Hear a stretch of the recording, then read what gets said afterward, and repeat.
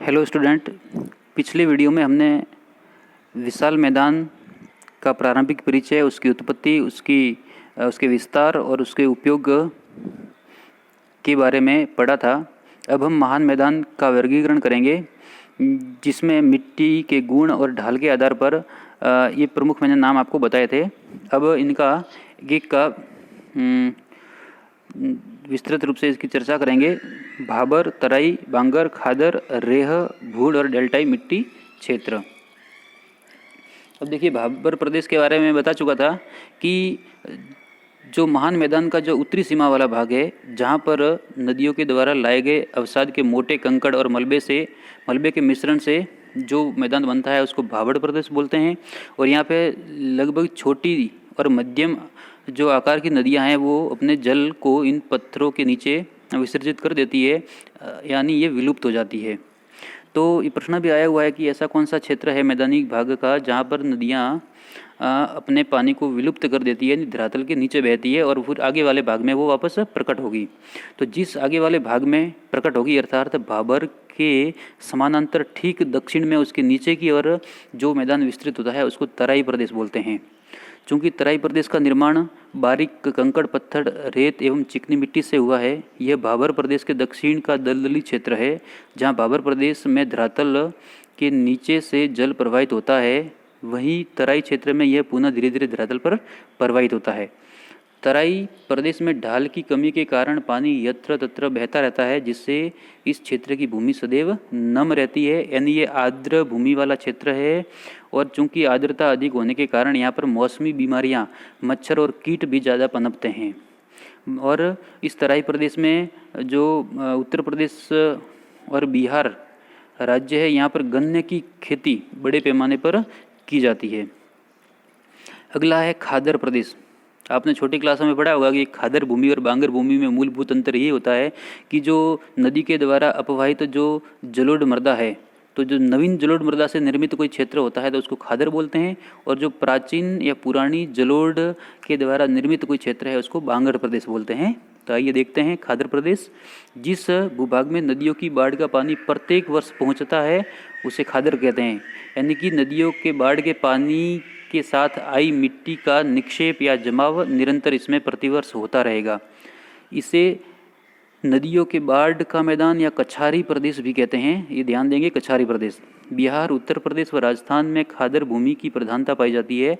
इस प्रदेश का निर्माण काल उपप्लिस्टोसिन से प्रारंभ होता है, यानी टर्सरी काल में, तथा यह प्रक्रिया वर्तमान में भी जारी है। बालू एवं कंकड़ उपलब्ध होने के कारण यह भूमिगत जल का उत्तम संग्राहक है।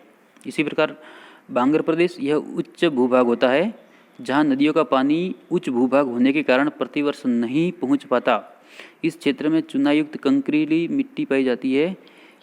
इस क्षेत्र की ऊंचाई एक समान नहीं होती तथा कहीं पर यह 25 से 30 मीटर की ऊंचाई पर भी पाए जाते हैं। बांगर भूमि प्राय पंजाब व उत्तर प्रदेश में पाई जाती है। फिर रेह। बांगर प्रदेश के सिंचाई कार्यों की अधिकता वाले क्षेत्रों में कहीं कहीं भूमि एक नमकीन सफ़ेद परत बिछी हुई पाई जाती है। इस परत वाली मिट्टी को रेह या कल्लर के नाम से जाना जाता है। रेह का विस्तार शुष्क भागों में सबसे ज़्यादा है। उत्तर प्रदेश और हरियाणा का शुष्क भाग इसके विशिष्ट उदाहरण हैं। भूड़।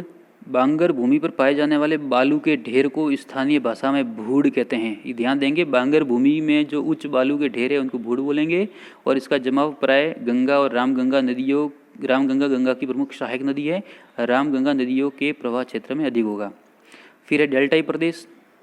गंगा व ब्रह्मपुत्र नदियाँ जिसका विशाल डेल्टा, आप देखेंगे गंगा और ब्रह्मपुत्र नदियों के संगम के बाद एक विशाल डेल्टा बनता है, जहाँ पर सुंदरी वृक्ष की अधिकता के कारण उस डेल्टा का नाम सुंदरवन का डेल्टा भी है। विश्व का सबसे बड़ा डेल्टाई प्रदेश माना जाता है सुंदरवन का डेल्टा। इसका डेल्टा भारत व बांग्लादेश में फैला हुआ है। उल्लेखनीय है कि डेल्टाई प्रदेश खादर प्रदेश का ही विस्तार मात्र है, परंतु इसकी दक्षिणी सीमा को सोन व चंबल नदियों के बीच की नदियों द्वारा पूरी तरह से काट छाट दिया गया है, इसलिए प्राय इसे बुरा स्थल भी कहा जाता है। अब उत्तरी मैदान का धरातलीय वर्गीकरण। वो तो मिट्टी के गुण और ढाल के आधार पर हमने वर्गीकरण किया था। अब इसके धरातल के स्वभाव के आधार पर इसका वर्गीकरण देखें तो देखिए, सिंधु नदी का मैदान पंजाब का मैदान, गंगा का मैदान, बिहार में स्थित संक्रमण क्षेत्र, बंगाल डेल्टा, असम का मैदान और पश्चिमी मैदान। अर्थात सिंधु और उसकी सहायक नदियों के द्वारा जो प्रवाहित क्षेत्र और उसके निक्षेपों से बना मैदान सिंधु का मैदान। तो जहाँ जहाँ सिंधु नदी प्रवाहित होती है उत्तर में ये आपके जो हिमाचल प्रदेश का उत्तरी भाग है, फिर जम्मू कश्मीर वाला भाग है, और इसके सहायक झेलम और जो नदियाँ हैं उनके द्वारा जो, और ये पाकिस्तान में भी काफ़ी हिस्सा इसका पड़ता है, वो सिंधु का मैदान कहलाएगा। पंजाब क्षेत्र में जो सतलज और उसकी सहायक नदियों द्वारा निर्मित मैदान है उसको पंजाब का मैदान कहेंगे। गंगा का मैदान तो पूरा का पूरा उत्तर प्रदेश और बिहार वाला जो क्षेत्र है इसको गंगा का मैदान कहेंगे। बिहार में स्थित संक्रमणशील क्षेत्र जो पश्चिमी बंगाल का डेल्टाई प्रदेश और बिहार में स्थित गंगा का मैदान, इसके मध्य का जो संक्रमणशील क्षेत्र जो कोसी नदी का ही भाग माना जाएगा उसको संक्रमणशील क्षेत्र कहते हैं। बंगाल का डेल्टा तो फरक्का डैम से जब गंगा दो भागों में बढ़ती है, हुगली और मुख्य जो धारा है गंगा, इनसे निर्मित जो भाग है वो डेल्टाई भाग, उसको बंगाल का डेल्टा का मैदान कहेंगे। असम का मैदान जो ब्रह्मपुत्र और उसकी सहायक नदियों के द्वारा निर्मित मैदान असम का मैदान कहलाएगा। और पश्चिमी मैदान जिसके अंतर्गत हम हमारे राजस्थान का जो थार का मरुस्थल है इस भूभाग को शामिल करते हैं। तो धरातलीय विशेषताओं के आधार पर हम 7 प्रमुख भागों में उत्तर के महान मैदान को विभाजित कर सकते हैं। अब उत्तरी मैदान का महत्व, तो वास्तव में हम देखेंगे कि इतना विशाल मैदान लगभग 7 लाख वर्ग किलोमीटर भूभाग में उपजाऊ और समतल ये भाग फैला हुआ है, तो उसका क्या महत्व है। तो देखिए हम देखते हैं इस क्षेत्र का आर्थिक महत्व अधिक है।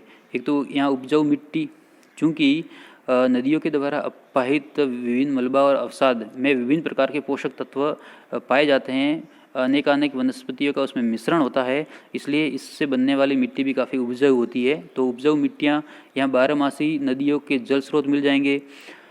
उसके बाद अनुकूल जलवायु से इस क्षेत्र को कृषि के लिए एक आदर्श क्षेत्र बना दिया है। कृषि उत्पादकता के अलावा इस क्षेत्र की स्थलाकृति संचार माध्यमों के प्रसार की दृष्टि से काफ़ी उपयुक्त है। समतल होने के कारण संचार के साधन आसानी से विकसित किए जा सकते हैं। इसी कारण इस क्षेत्र में जनसंख्या का जो गहन जमाव अर्थात जनसंख्या का घनत्व भारत के अन्य प्रदेशों की तुलना में उच्चतम पाया जाता है। यद्यपि ये मैदान देश के कुल क्षेत्रफल का 1/3 भाग है, किंतु यहाँ पर देश की कुल जनसंख्या का 40% जनसंख्या निवास करती है, अर्थात यहाँ उच्च जनसंख्या घनत्व पाया जाएगा।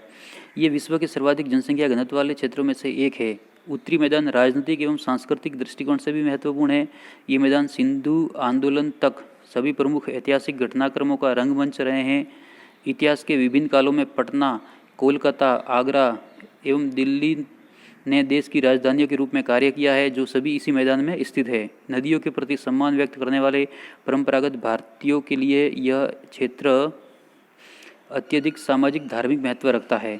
इस क्षेत्र में हरिद्वार, मथुरा, प्रयाग, वाराणसी, सारनाथ, अयोध्या जैसे प्रमुख और ऐतिहासिक धार्मिक तीर्थ स्थल भी मौजूद है, और जहाँ पर अनेकानेक देशी विदेशी पर्यटक प्रतिवर्ष आते रहते हैं। तो कुल मिला के इस उत्तरी महान मैदान का आर्थिक, धार्मिक और सांस्कृतिक और ऐतिहासिक महत्व बहुत ही अधिक है। ठीक है, तो ये हुआ भारत का एक प्रमुख भौतिक प्रदेश। अगले वीडियो में हम फिर मिलेंगे एक नए भौतिक प्रदेश के साथ, जिसमें हम प्रायद्वीपीय पठार का विस्तार से अध्ययन करेंगे। धन्यवाद।